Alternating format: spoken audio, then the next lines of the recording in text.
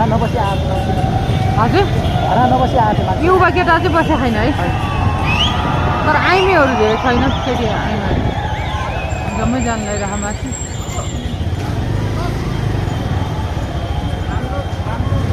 हिजो रात मेरो खुट्टीहरू गएको नयाँ बानेश्वर अनि फोन गरेर फोनै उठाउँदैन है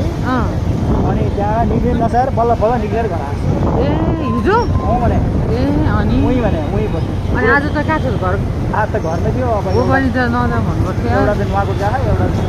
उहाँको जहाँ आइरहेको